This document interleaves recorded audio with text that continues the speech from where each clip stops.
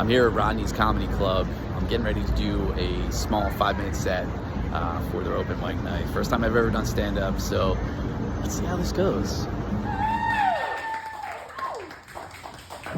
Wow, thanks everyone. I'm getting older. About to turn 40 next month. And people keep asking me if I'm going through a midlife crisis. Just a regular size crisis, actually. Of course I'm going through a midlife crisis. I'm doing stand-up at 5:30 p.m. on a Thursday at Rodney's. This is basically a work happy hour, except at the happy hour I'm actually funny.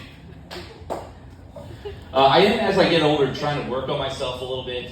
I know I'm super impatient. I'm trying to get better with that. And New York's just a tough city to live in if you're impatient.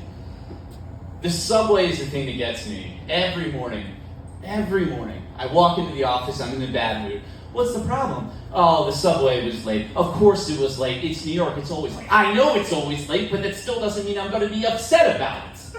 And then you read stories about Japan. Train's 1 minute late, the conductor comes out, personal apologies to everybody on the train, refunds everybody their fare. Can you imagine if the MTA tried to do that? You tap your card, go through the turnstile, and an MTA person would already be handing you $3 and like, sorry, we're already late. Then of course the MTA every once in a while sends you out a survey. The audacity of them. Hey, how we doing? Let us know what we can do to improve. How do you think you're doing? Are you even trying? I'd actually prefer if the MTA just sent you an email when you open it and said, fuck you. You'd be like, still the same old good MTA. And don't get me wrong, I'm all about the MTA trying to grow, trying to be better, trying to be innovative, but every time they do it, they screw it up. They never focus on what they need to do. You want to get the trains on time? No. How about we try to clean the trains? Hell no. What about we make the subway safer? Go fuck yourself. Instead, how about we install giant COVID sneeze guards to try to prevent people from jumping over the turnstiles? That's the great idea. The best part about that is when they went with the news and, the news is interviewing literally people jumping over the turnstiles. What do you think of the new guards? Oh, they're making me jump higher. I feel like an Olympic athlete out here. But every once in a while, you'll be in the subway and you'll see it. Somebody trying to jump the turnstile gets stuck. They'll get their foot backwards over there, and you're just sitting there smugly. You're like, yeah, that's what you deserve. What you're actually thinking is, see, that's the only reason I don't try to jump the turnstile. Because I know I would somehow end up upside down, hanging on for dear life. I would look like a soldier in a World War I movie approaching the front line, just tangled up in the fence. Leave me behind, I'm not going to make it. Tell my mom I love her. The MTA did make some news other than that recently.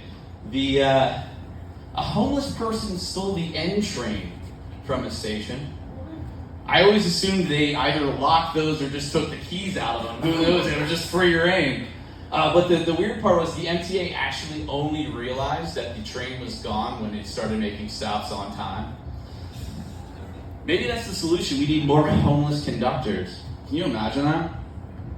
You're running late for the office and some guy walks in with no shoes on. He just shuffles his way into the conductor's cabin. I don't really know what they're called. Of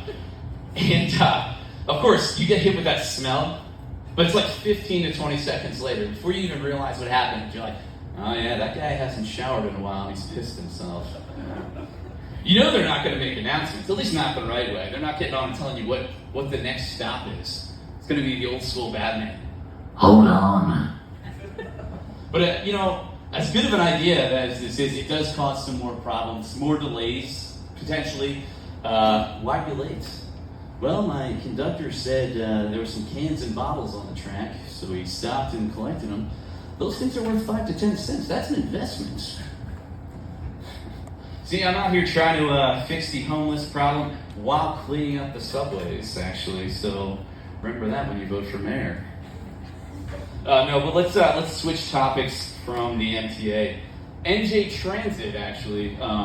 No, I'm actually used to only playing at mass transit expos.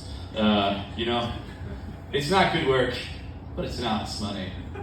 No, actually, I just, this has been a dream of mine. I'm doing 40 things before I turn 40, and I've always dreamed of trying to do stand-up. So thank you for everybody here, one, for coming out, and also giving me this opportunity to come up in front of you lovely people.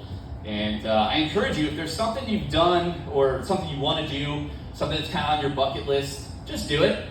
Just do it, well, within reason. Don't kill anybody. And if you do, you're going to get caught. I don't want to sit through your Netflix special, and if you don't get a Netflix special, all right, thanks everybody, that's all I got.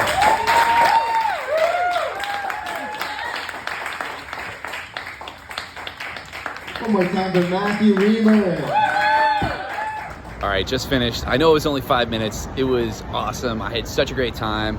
The other comics were so supportive. You know, I had friends come out. Awesome time. I stress, if you've ever wanted to do something but haven't done it, just do it. And that's going to be key in a lot of these videos, but man, just try it. Because right now I'm on such a natural high. It was incredible.